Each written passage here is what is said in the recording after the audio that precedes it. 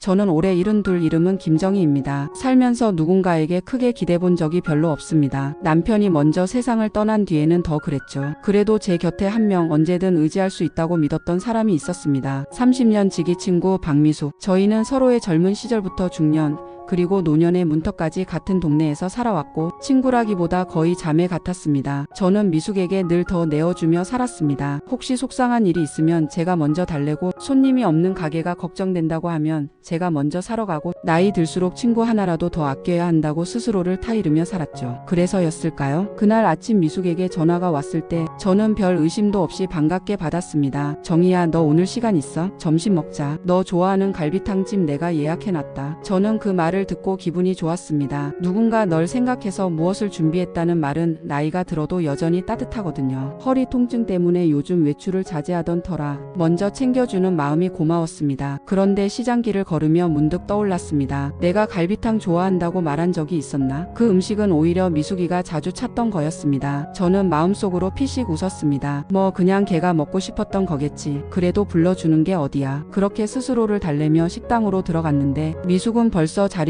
잡고 앉아 있었습니다. 왔어, 정희야. 여기. 저는 의자에 앉으며 말했습니다. 미숙아, 너 요즘 바쁜데 갑자기 웬 점심이야? 그냥 너 생각나서 잘 지내나 궁금하기도 했고. 사람이 상대에게 의심이 없으면 그 말이 얼마나 부자연스러운지조차 느끼지 못합니다. 저도 그랬습니다. 국물이 끓고 김이 모락모락 올라오고 식당의 허기진 냄새가 공기처럼 퍼지는 동안 저희는 오랜 친구 같은 여유로운 대화를 나눴습니다. 그런데 대화 중간에 미숙이 무심한 듯 꺼낸 말이 제 머리를 탁 치고 지나갔습니다. 정희야, 너 통장 아직 그대로 들고 다니지? 비밀번호도 옛날 그대로라며? 그 말이 너무 자연스럽게 흘러나와서 저는 웃으면서 되물었습니다. 갑자기 웬 통장 이야기를 해? 아이, 그냥 요즘 노인들 많이 털린다잖아. 너처럼 착한 사람이 제일 당하기 쉬워. 호구 잡히기 딱이야. 순간 저는 젓가락을 놓았습니다. 호구. 친구한테 듣기에 묘하게 기분이 씁쓸했고 좀 서운했습니다. 내가 무슨 호구야. 말도 막 한다. 아, 장난이지 장난. 왜 이렇게 예민해 하. 그녀가 웃으며 넘기지만 어째선지 마음 한쪽이 불편했습니다. 설마 그것이 오늘의 전조가 될 줄은 그때 몰랐죠. 식사를 마치고 계산을 끝내려는데 미숙은 갑자기 가방에서 도톰한 봉투 하나를 꺼내 주었습니다. 정희야, 이거 좀 봐줘. 뭔데? 여기 도장 좀 찍어줘. 저는 그 말에 봉투를 들었다가 다시 내려놓았습니다. 서류 같은데? 도장을 왜 찍어? 아, 고모집 문제 좀 해결하려고. 서류에 내 이름만 잠깐 필요한 거야. 친한 친구끼리 이런 건 다들 해. 저는 말을 잇지 못했습니다. 친한 사이라고 해서 이름을 빌려주는 게 당연한 건 아니죠. 그런데 미숙은 이미 제가 허락할 거라 믿고 있는 얼굴이었습니다. 미숙아, 이건 아니지 않아? 서류는 좀 조심해야지. 그러자 미숙의 표정이 싹 변했습니다. 지금까지 한 번도 본 적 없는 표정이었습니다. 정희야, 너 정말 이런 부탁도 못 들어주는 사이였어? 그래, 너 원래 그릇이 작은 사람이긴 했지. 그 말은 제 가슴을 쿡 찔렀습니다. 너무 서운하고 너무 모욕적이었습니다. 하지만 저는 그저 조용히 말했습니다. 미숙아, 이건 친구 사이여도 부탁하면 안 되는 거야. 미숙은 자리에서 벌떡 일어나며 말했습니다. 그래, 알았어. 이제 내가 어떤 사람인지 알겠다. 그리고 그녀는 저를 남겨둔 채 식당 문을 밀치고 나갔습니다. 저는 한참 동안 자리에 앉아 있었습니다. 식당의 소음이 유난히 크게 들리고 저 혼자만 조용한 방 안에 떨어진 듯한 기분이었습니다. 이게 30년 친구의 말인가? 하지만 저는 알지 못했습니다. 그 단순한 갈등이 끝이 아니라는 걸. 진짜 충격은 그날 밤에 찾아올 거라는 걸요. 집에 돌아와 씻고 누워있는데 휴대폰이 띠링하고 울렸습니다. 뭐지? 연금 날짜도 아닌데? 저는 습관처럼 화면을 펼쳤습니다. 하지만 그 안에 뜬 숫자를 보는 순간 손에서 휴대폰을 떨어뜨릴 뻔했습니다. 입금 30억 원. 3억? 아니, 0이 하나 더 붙어 있었습니다. 30억. 저는 눈을 비비고 다시 확인했습니다. 이게 뭐야? 뭐가 어떻게 된 거야? 하지만 저는 조금도 모른 채였습니다. 저 숫자가 제 인생을 송두리째 뒤바꾸는 재앙의 시작이라는 걸. 그리고 그 숫자를 가장 먼저 아는 사람이 다름 아닌 미숙이라는 사실도요. 30억. 그 숫자는 제 머릿속에서 계속 커져만 갔습니다. 처음엔 잘못 본 줄 알았습니다. 손가락으로 휴대폰을 문지르며 화면을 다시 켜고 다시 껐다 켜도 숫자는 그대로였습니다. 30억 원. 이게 말이 되냐? 이게 어떻게? 중얼거리다 보니 목소리가 떨렸습니다. 저는 평생 돈 때문에 욕심 부린 적이 없었습니다. 많은 걸 가지지 못했어도 가진 만큼으로 살았고 욕심내지 않으려 애써왔습니다. 그런데 갑자기 하늘에서 떨어진 것 같은 30억이라니. 그날 밤 밥 한 숟가락도 넘기지 못했습니다. 숟가락을 들면 손이 떨리고 내려놓으면 가슴이 두근거렸습니다. 잠을 자려고 누워도 천장이 빙글빙글 돌았고 눈을 감으면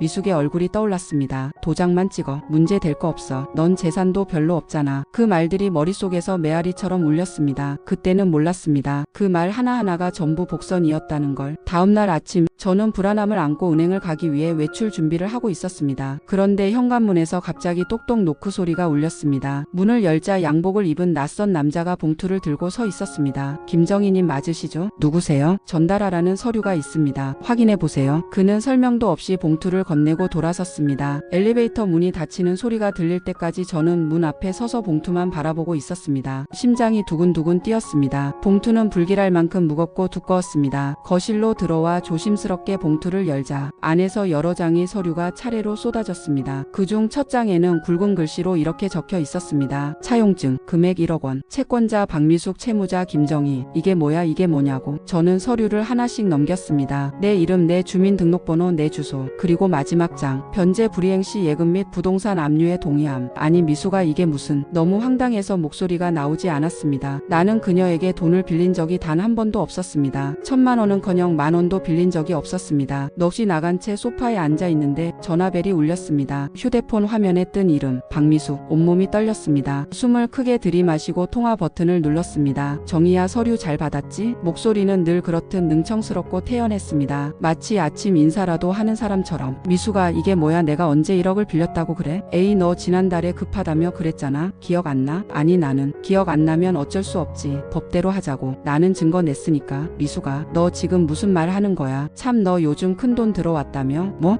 30억이었다지? 그러니까 좀 여유 있어졌겠네. 나한테 갚는 건 일도 아니겠네. 그녀의 말투는 이상할 정도로 확신에 차 있었습니다. 마치 내 통장 상황을 전부 알고 있는 사람처럼. 그걸 어떻게? 아유, 내가 발이 넓잖아. 그 정도 정보는 금방 알지. 심장이 서늘해졌습니다. 이 여자가 대체 어디까지 알고 있는 걸까? 마지막으로 그녀는 이렇게 말했습니다. 정희야, 도장만 찍어. 그럼 다 끝나. 너도 살고 나도 살고. 그 말은 협박이었고 우리를 묶어왔던 30년 우정이 산산이 부서지는 순간이었습니다. 며칠 뒤 마트에 장을 보러 갔을 때였습니다. 채소 코너에서 두 아주머니가 제 등 뒤에서 속삭였습니다. 저 사람 맞대. 미숙이 돈 떼먹었다는 사람. 나도 들었어. 1억이라던데. 나이가 몇인데 그럴까? 저는 손에 들고 있던 배추를 떨어뜨릴 뻔했습니다. 머릿속이 새하얘지고 발밑이 흔들리는 것 같았습니다. 그들이 제 얼굴을 보자마자 말끝을 뚝 끊고 슬쩍 피하는 모습이 더 비수처럼 꽂혔습니다. 내가 그런 사람으로 보였나? 나는 평생 남에게 폐 끼치지 않으려고 살았는데, 오히려 도움을 주려고 사는 사람이었는데, 그런 제가 하루아침에 사기꾼 취급을 받다니. 집에 돌아오는 길 신발이 자꾸 헛디뎌졌습니다. 눈물이 와락 쏟아질 듯 했지만 길 한복판에서 울면 더 욕만 먹을 것 같아 꾹 참았습니다. 결국 저는 은행에 갔습니다. 30억이 왜 들어왔는지 확인하려면 공식적인 기관에서 답을 들어야 할 것 같았습니다. 신분증 확인 좀 하겠습니다. 직원이 제 정보를 입력하더니 표정이 이상하게 굳었습니다. 고객님, 네, 현재 고객님 계좌에 압류 사전 예고가 걸려 있습니다. 압류요? 네, 박미숙 씨가 제출한 차용증 건으로 법원 절차가 시작된 상태입니다. 제가 큰 목소리로 놀라는 바람에 뒤에 서 있던 사람들이 저를 쳐다봤습니다. 저 사람인가 보다. 뉴스에 나오면 어쩌냐. 속삭임이 들릴 때마다 제 가슴이 콕콕 찔렸습니다. 직원은 업무적인 표정으로 말을 이었습니다. 그리고 계좌로 고액 입금이 있어 금융감독원에서도 조사가 들어올 수 있습니다. 저는 입술을 꼭 깨물었습니다. 아무 말도 나오지 않았습니다. 말하는 순간 눈물이 쏟아질 것 같아서 은행 밖으로 나오자마자 주저앉듯 벤치에 몸을 던졌습니다. 바람이 얼굴을 스치는데 그 바람조차 비난하는 것 같았습니다. 그날 오후 조카에게서 전화가 왔습니다. 이모, 요즘 일 있지? 그래. 근데 이모, 미숙 이모가 그러는데. 이모가 돈을 빌리고 안 갚았다면서? 저는 깊게 숨을 들이마셨어요. 그 말 너도 믿니? 아니, 뭐 믿고 말고가 어딨어. 요즘 사람들은 다 자기 살 길 찾아야지. 조카는 말투를 부드럽게 낮추며 본론을 꺼냈습니다. 이모, 근데 말이야. 이모 통장에 큰 돈 들어왔다며? 압류되면 어쩔 거야. 그 전에 나한테 잠깐만 맡겨. 내가 돌려줄게. 그 말은 미숙의 말보다 더 깊은 상처를 남겼습니다. 가족, 내 피부치, 내가 어린 시절부터 돌봐준 아이, 그 아이마저 나를 돈으로 본 것이다. 그날 밤 불 꺼진 거실에서 TV 소리도 없이 홀로 앉아 있는데 휴대폰이 울렸습니다. 당신이 받은 30억은 원래 당신의 몫입니다. 순간 온몸에 소름이 돋았습니다. 누가 내 사정을 이렇게 잘 알고 있는 거지? 두 번째 메시지가 이어졌습니다. 박미숙 씨를 조심하세요. 그녀는 오래전부터 당신을 노리고 있었습니다. 숨을 크게 들이켰습니다. 그리고 마지막 메시지. 당신 남편이 남긴 녹음기를 찾으세요. 그 안에 모든 답이 있습니다. 남편. 20년 전에 세상을 떠난 남편. 그가 제게 남긴 작은 녹음기 한 대. 저는 그걸 한 번도 틀어본 적이 없었습니다. 않았습니다. 차마 용기가 나지 않아서. 하지만 지금 그 녹음기가 마치 저를 부르는 것 같았습니다. 저는 벌떡 일어나 서랍 깊숙이 박혀있던 작은 금속 상자를 꺼냈습니다. 딱딱한 손끝이 떨리면서 녹음기의 재생 버튼을 눌렀습니다. 짧은 잡음 뒤에 20년 전 목소리가 흘러나왔습니다. 정희야, 이걸 듣고 있다면 넌 지금 큰 위험 속에 있을 거다. 그 순간 제 심장은 천둥처럼 요동쳤습니다. 그리고 저는 깨달았습니다. 이 돈도, 이 혼란도, 미숙의 행동도 전부 남편의 죽음과 연결되어 있다는 것을. 남편의 녹음기가 멈춘 뒤 나는 한동안 그 자리에 굳어 있었다. 손바닥에서 식은땀을 훔치면서도 마치 그 작은 기계가 나를 붙잡고 놓아주지 않는 듯 했다. 여보, 당신이 대체 무슨 일을 했던 거야? 20년 동안 나는 남편이 평범한 공무원인 줄만 알았다. 퇴근하면 조용히 신문 읽고 주말에는 나와 시장 다니고 가끔은 아픈 몸을 숨기느라 허리를 곧게 펴지 못하는 뒷모습을 보며 평범한 사람이라고 생각했었다. 그런데 그 모든 일상이 전부 겉모습이었다는 말인가? 남편의 음성은 여전히 귓가에 맴돌았다. 정희야, 내가 위험했던 시절이 있었어. 겉으로는 말 못했지만 너와 나 둘만의 시간을 지키기 위해서였어. 나는 그 말을 곱씹었다. 위험, 지키기 위해. 두 단어가 특히 깊이 박혔다. 당신이 그렇게 힘든 줄 정말 몰랐는데. 내 목소리는 스스로 들어도 떨리고 있었다. 눈시울이 뜨거워지지만 아직 울 수 없었다. 지금 울면 남편이 남긴 마지막 부탁, 내 몫을 지켜라. 그 말을 저버리는 것 같았다. 나는 조심스레 녹음기를 내려놓았다. 그러자 뒤늦게 녹음기 화면에 아주 작은 아이콘 하나가 깜빡이는 게 눈에 들어왔다. 나는 고개를 기울였다. 이건 또 뭐야? 작은 폴더 하나가 열리며 목록이 나타났다. 음성 파일이. 순간 숨이 턱 막혔다. 남편이 두 번째 녹음까지 남겼다고? 긴장으로 손끝이 마비된 것처럼 굳어 있었지만 나는 곧 용기를 내 버튼을 눌렀다. 지직지직. 짧은 잡음 뒤 남편의 더 깊고 낮은 목소리가 흘러나왔다. 정희야, 첫 번째 녹음만으로는 부족할까봐 이걸 남겨. 나는 녹음기가 손에서 미끄러질까봐 두 손으로 꽉 쥐었다. 내 주변에 내가 말 못한 사람이 하나 있다. 그 말에서 내 심장이 쿵하고 크게 울렸다. 내 주변? 남편은 한 글자 한 글자 또박또박 말했다. 내 일에 관심이 과했던 사람, 내게 접근한 것처럼 보였지만 사실은 나를 탐색하던 사람이 있어. 빛이 꺼진 방에서. 그 말은 유난히 길고 깊게 퍼져나갔다. 그리고 갑자기 떠오른 얼굴 하나. 미숙. 남편은 그녀의 이름을 직접 말하지 않았다. 말할 수 없었던 걸까? 아니면 말하지 않아도 충분히 알 거라고 믿었던 걸까? 그러나 다음 문장이 내 머리를 다시 흐트러뜨렸다. 그리고 또 한 사람. 내 편일 것 같지만 실은 너를 위험에 밀어 넣을 수 있는 사람도 있어. 나는 숨을 크게 들이켰다. 또 한 사람? 누구? 남편은 그 이름을 끝내 말하지 않았다. 정희야. 그 사람이 누군지는 내가 가장 잘 알 거야. 내 가슴 속에서 그 말이 천천히 스며들어 폭발하는 듯 했다. 내가 가장 잘 아는 사람? 내가 가장 믿은 사람? 순간 조카의 목소리가 귓가에서 되살아났다. 이모, 그 돈 나한테 맡겨. 손끝이 찌릿하게 저려왔다. 조카? 아니면 다른 누군가? 남편은 마지막으로 힘주어 말했다. 정희야, 널 지킬 수 있는 사람은 결국 너뿐이다. 그리고 녹음은 꺼졌다. 나는 한참 동안 폭우가 치는 것처럼 심장 두근거림을 견디며 어둑한 방 한가운데 앉아 있었다. 남편의 말은 단순한 조언이 아니었다. 미래를 예견한 사람이 남긴 경고였다. 나는 이제야 모든 조각이 조금씩 맞춰지는 걸 느꼈다. 하지만 동시에 더 큰 혼란이 파도처럼 밀려왔다. 또 한 사람. 남편이 말한 그 인물은 과연 누구일까? 그 고민을 하기도 전에 휴대폰이 갑자기 울렸다. 낯선 번호. 나는 떨리는 손으로 전화를 받았다. 여보세요? 김정희 씨죠? 녹음기 두 번째 파일까지 들으셨습니까? 그 목소리는 낮고 조용했지만 명확하고 단호했다. 나는 침을 꿀꺽 삼켰다. 당신이 누구죠? 지금은 설명할 시간이 없습니다. 미숙 씨가 방금 또 움직였습니다. 또? 이번엔 당신 명의로 의사능력 상실 진단서를 신청했습니다. 순간 머리가 하얘졌다. 나를 치매로 만들려고요? 네, 그렇게 되면 당신의 자산 대부분은 보호자 명목으로 넘어가게 됩니다. 나는 숨을 크게 들이마셨다. 남편이 녹음해서 말했던 내가 가장 잘 아는 사람도 널 위험에 밀어넣을 수 있다. 그 말이 다시 귓가에 울렸다. 이제 망설일 시간이 없었다. 나는 단호하게 말했다. 만납시다. 지금 당장. 전화를 끊고 나니 손끝이 아직도 떨리고 있었다. 하지만 이상하게도 아까처럼 막막한 두려움은 아니었다. 이번엔 약간의 분노 그리고 아주 조금의 결심이 섞여 있었다. 그래, 이제 더는 당하지 말자. 이대로 가만히 있으면 진짜로 내가 치매 환자가 되는 거야. 나는 후줄근한 집안 바지를 갈아입고 오래 입어 단추가 헐거워진 코트를 꺼내 걸쳤다. 거울에 비친 내 얼굴은 생각보다 강해 보였다. 눈밑 주름은 깊었지만 눈빛은 오히려 또렷했다. 정희야, 넌 약한 사람이 아니야. 남편의 말이 다시 떠올랐다. 휴대폰에 다시 문자가 왔다. 근처 역 3번 출구 앞 카페에서 봅시다. 나는 지팡이를 챙길까 하다가 오늘만큼은 일부러 안 들고 나갔다. 오늘은 넘어져도 내 두 발로 일어나야 할 것 같았다. 카페 문을 여니 창가 자리에 양복 차림의 남자가 앉아 있었다. 머리는 희끗희끗 섞여 있었고 안경 너머 눈빛은 피곤하지만 선했다. 김정희 씨죠? 나는 고개를 끄덕였다. 네, 당신이 그 문자를 보낸 분이세요? 네, 저는 박 선생님. 그러니까 남편분과 함께 일했던 정우성이라고 합니다. 정우성. 이름을 듣는 순간 마음이 조금 놓였다. 남편이 생전에 가끔 흘리듯 말하던 이름이었다. 우리 팀에 정 박사라고 있는데 고집은 센데 사람은 참 괜찮아. 그가 바로 그 사람이었다. 먼저 늦게 나타나서 죄송합니다. 그가 고개를 숙였다. 더 일찍 움직였어야 했는데 박미숙 씨가 이렇게까지 노골적으로 나올 줄 몰랐습니다. 나는 조용히 물었다. 미숙이가 도대체 언제부터 이런 짓을 한 거예요? 그는 숨을 한번 고르고 말을 이었다. 김 선생님, 남편분이 돌아가시기 2년 전부터입니다. 2년 전? 그때가 딱 떠올랐다. 남편이 가장 아팠던 시기, 병원에 실려갔다 오기도 하고 밤마다 기침이 멈추지 않았던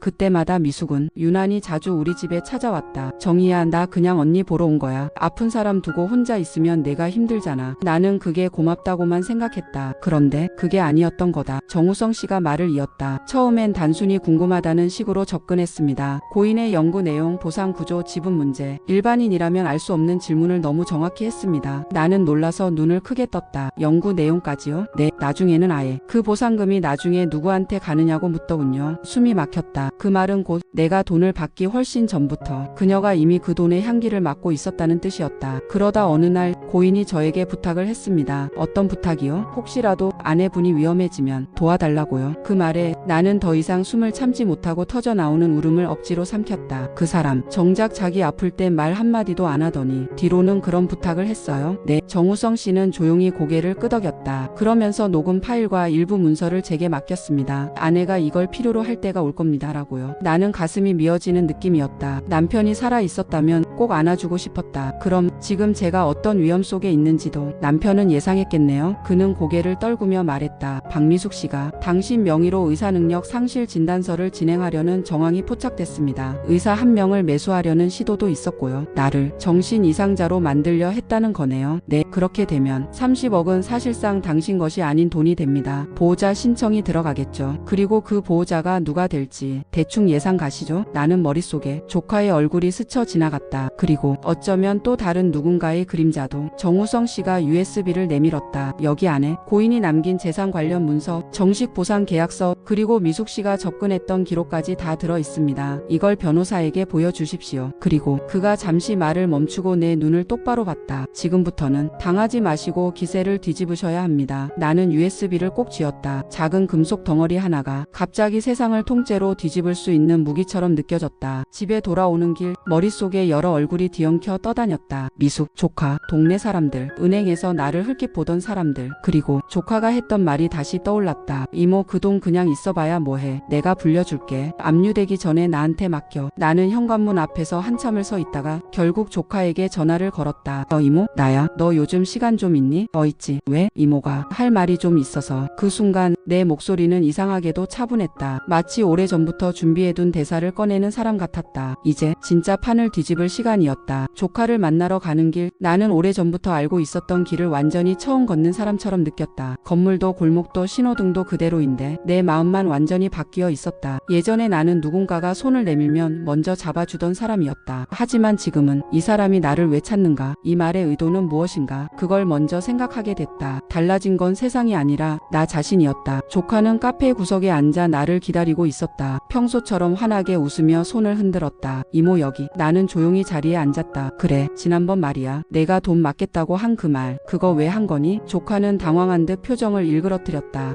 그건 그냥 이모 걱정돼서. 정확히 말해라. 조카의 눈이 흔들렸다. 나는 그 흔들림이 더 이상 순진함이 아니라 들킬까 두려운 마음이라는 걸 느낄 수 있었다. 이모, 솔직히 말하면 나도 좀 힘들었어. 조카는 손톱을 물어뜯으며 말을 이었다. 남편 사업 실패하고 빚지고. 근데 이모한테 갑자기 큰돈 들어왔다고 하니까 내가 좀 순간적으로 흔들렸던 것 같아. 내가 조용히 대묻자 조카는 고개를 푹 숙였다. 미숙 이모가 그러더라고. 이모는 돈 있어봤자 관리 못한다고. 내가 대신 맡아주면 이모도 편할 거라고. 그 말에서 나는 깊은 탄식을 삼켰다. 그래, 내가 어떤 마음이었는지 알겠다. 이모 미안해. 진짜야. 나 그 정도까지 하려던 건 아니었어. 조카의 말은 엉성했지만 그 안에 돈에 흔들렸던 진짜 인간이 있었다. 나는 조용히 자리에서 일어났다. 그래, 나도 내 상황 이해해. 대해. 하지만 지금부터는 내 몫을 사라. 그리고 다시는 그런 말 하지 마라. 조카는 눈물을 글썽이며 고개를 끄덕였다. 나는 그 모습을 보며 마음 한편이 시리게 아팠다. 그러나 붙잡지는 않았다. 이제는 그렇게 하지 않기로 했다. 며칠 뒤 변호사에게서 전화가 왔다. 김정희님, 제출하신 증거 모두 검토됐습니다. 경찰이 박미숙 씨를 정식 소환했습니다. 그 말에 내 몸 안에 있던 얼음장이 서서히 녹는 듯했다. 경찰서 복도. 그곳에서 나는 미숙과 마주쳤다. 미숙은 창백한 얼굴로 나를 노려보았다. 정희야, 내가 정말 날 이렇게까지 망칠 줄은 몰랐다. 나는 고개를 저었다. 내가 널 망친 거야. 나는 그냥 진실을 말했을 뿐. 미숙의 입술이 부르르 떨렸다. 그 돈 내 그릇에 맞지도 않아. 내가 가지면 안 되는 돈이라고. 나는 단단한 목소리로 말했다. 그릇은 본인이 정하는 거지 남이 정하는 게 아니야. 그 말에 미숙은 크게 눈을 떴다. 아마도 내가 이런 말을 하는 날이 오리라 생각하지 못했겠지. 경찰관이 그녀에게 말했다. 박미숙 씨, 조사 시작하겠습니다. 그녀는 끌려가듯 조사실로 들어갔다. 문이 닫히는 순간 나는 마음속에서 처음으로 끝났다는 느낌을 받았다. 며칠 뒤 정우성 박사가 다시 만나자고 했다. 그는 작은 서류 봉투 하나를 내밀었다. 고인이 남긴 마지막 자료입니다. 이걸 공개하면 당신에 대한 의혹은 완전히 사라집니다. 나는 봉투를 열었다. 그리고 그 안에 있는 내용을 본 순간 전율이 일었다. 그 안에는 남편이 직접 서명한 문서와 그가 담당했던 프로젝트의 보상금 분배표, 그리고 법적 상속권자 김정희라는 문구가 명확하게 적혀 있었다. 정우성 박사가 말했다. 고인은 정말 당신만 생각했습니다. 나는 서류를 조심스럽게 끌어안았다. 눈물이 고여 흐를 것 같았지만 이번에는 울지 않았다. 이건 눈물로 읽을 문서가 아니라 내가 들고 앞으로 나아갈 증거였기 때문이다. 마침내 결과가 나왔다. 변호사의 목소리는 확신으로 가득 차 있었다. 축하드립니다. 김정희님, 30억은 누구도 건드릴 수 없는 고인의 정당한 상속금으로 인정됐습니다. 나는 숨을 크게 내쉬었다. 이 길고도 고통스럽던 싸움이 드디어 끝난 것이다. 하지만 이긴 기쁨보다 더 크게 다가온 건 내가 내 인생을 스스로 지켜냈다는 사실이었다. 집으로 돌아온 나는 남편의 녹음기를 조용히 켰다. 짧은 잡음 뒤 남편의 따뜻한 목소리가 흘러나왔다. 정희야, 이 녹음기를 듣는다면 넌 분명 혼자서도 잘하고 있을 거다. 나는 미소 지었다. 이제는 그 말이 우는 대신 미소를 짓게 만들었다. 여보, 맞아. 나 잘했어. 여러분이라면 사람들이 등을 돌리고 가장 믿었던 사람이 배신한 순간에도 자신을 믿고 버틸 수 있을까요? 그리고 당신의 존엄을 위협하는 사람이 나타난다면 여러분은 어떤 선택을 하시겠습니까?